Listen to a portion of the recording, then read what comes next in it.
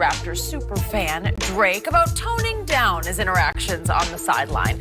Drake made headlines for his antics, including rubbing Toronto head coach's Nick Nurse's shoulders during the Eastern Conference Finals. Just had to, calm him down. Silver said, quote, "I think Drake understands, as excited as he is and as appreciative we are of his support, that there's got to be lines drawn." So, Shannon, do you expect Drake to tone it down like he did Game 6? What do you say? What did the commissioner say, Skip Bayless? Drawn. Yes. So I expect him to be more like Game 6 as opposed to Game 4. That's what my expectations are. Because clearly there has to be a line. And he crossed them. You know it. You thought that was acceptable behavior. How could you? And you know what? As uptight as you are about everything, and now all of a sudden Drake out there doing cartwheels on the sideline, you're like, well, that's fine. I mean, he's a fan. He's excited. I like Drake. I like Drake too, but I don't like him cutting up like that. Really? So now that we have an understanding of what the expectations are of all our guests, fans alike, behave.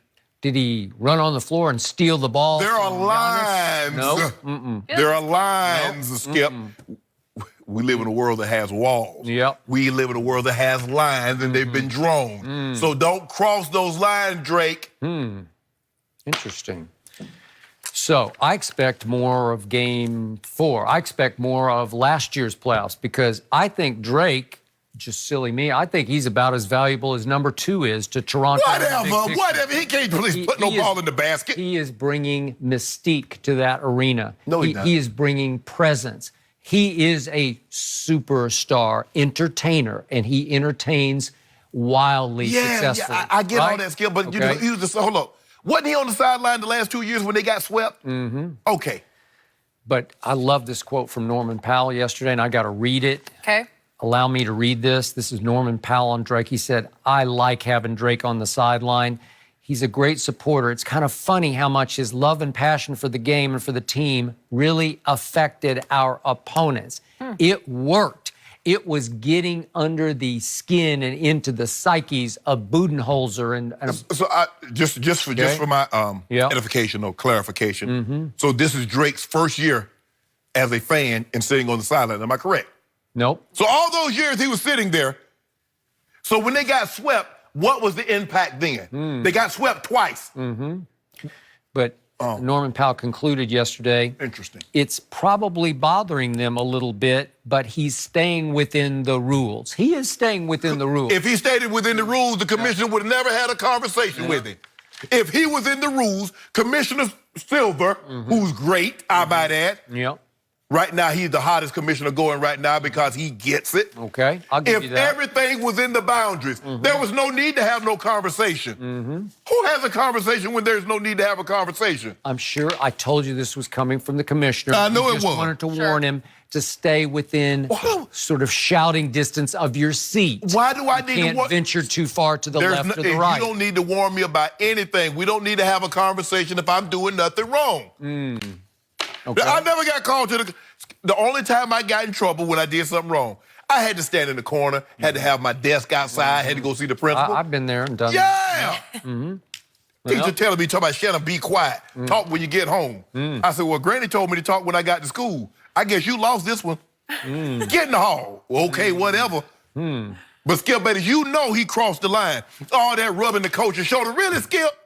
I enjoyed it, actually. I think Jenny really enjoyed it. Look, okay, but Drake has over 100 million followers on Instagram and Twitter combined. So think about his reach. And I thought, remember the map we had yesterday of all the fans rooting for Toronto? I wonder if Drake has something to do with that, honestly.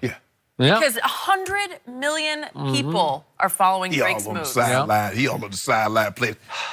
So can I remind you how this started in last year's playoffs? And again, he caught that L. They were ingloriously swept out. I got that. Well, why was he acting like that then, Skip? Hey, remember, Kendrick Perkins stepped to him.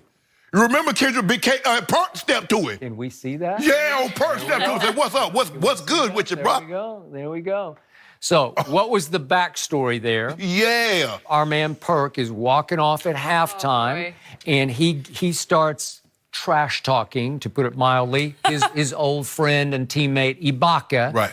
And Drake took it personally, and Drake tried to intervene, but he didn't leave his seat. He just, because they were walking right in front of him, he just interjected his 2 cents. For what? Okay? Because he's Drake. Yeah, good. Yeah. Perk said, what's good with you, bro? He's defending exactly his own, right? yeah. And by the way, Drake is not a bandwagon fan. He did grow up in Toronto, so you got to give him that. I give him that, Skip. It's not like he just jumped aboard and said, I think I'm a Raptor fan. No, right? I'm giving him that. I'm giving him that. Okay. So then what happened after that? It escalates, and after the game, Drake runs up the tunnel, and he's shouting obscenities at the Cleveland locker room, and he even went so far as to question Kendrick's, I'm just going to have to leave it at this, question his manhood. You know, it got really deep. And of course, Kendrick's response was, what's he going to do? Like, well, what's he going to do to me? Nothing. Because that's the one man I would not mess with. Nothing. That's just me. I'm not going to mess with him. No, right? he ain't going to do nothing. Yeah. He going to get that beard groomed. Okay. He going to do hotline bling or something, but he ain't trying to do nothing. Okay. He ain't trying to see Perk. Okay, he ain't trying to see him, but he can get in his face for a second. Man, you better sit out. Because you got all kinds of security around, and you're okay as long as it's right there on the edge of the court, right? Okay. But see, this is how security works. Yep, they stand to the side. See, they standing to the side of you. So while you are there bumping your guns, I'm coming right down the pipe. Yeah. And then he got after John Wall in a previous round of last year's playoffs. He's yelling at him. He's yelling, "You're a bum," to John Wall. You know what? Yeah. Let him come to the Staples. I'm going to be front row. Oh, you'll be there? I'm going to be up on stage. I'm going to be in the corner stage. Really? You trash. You ain't Tupac. You ain't Biggie. Well, that's a fact. You ain't Jay-Z. Okay. Why you bumping up Drake? Well, those are all does, right? They're just like, Well, I'm just saying. obvious. Hold on. Yeah. I'm a fan. Yeah. I'm having a good time. That's what we do, right? Okay. But I think he's getting under John Wall's skin. You think I'm going to get up under his skin if I'm up on stage? Maybe. You could try, but you're not going to be there tonight, and he is. And I got to... Steph Curry got old Chef Steph got that. You know what? I think he will try to get inside the heads of the Warriors. Nah, I think, he going to be cool. You can do that while you're seated. He cool. I mean, he cool. He going to be cool with Steph and Clay because, they light-skinned brothers. They stick together. He ain't going to get too crazy. I got it. And I think they're friendly. I don't know if you'd go so far as to say they're friends, but I think they're friendly. Yeah. But all is fair in love in the finals. It's hard to get on Steph. What you going to say? Oh, you a little baby. Go on. How you trash talk, Steph? Well, you could say you choke in the postseason. That'd work, like, right? Oh, you like? Well, you could. You ain't even really enjoying the NBA. You married with 3 kids. Yeah. Come on, what kind of trash talk you gonna give him? I wonder if we could ever trash talk De'Aaron Fox. You think he's about to be right here. We actually have a very special guest joining us in studio. Here he is. Kings point guard, De'Aaron Fox. So good to have you with us. He's going to give us his take on the finals coming up next. How are you? Just a little bit. See you. You too. Hi. So nice to meet you.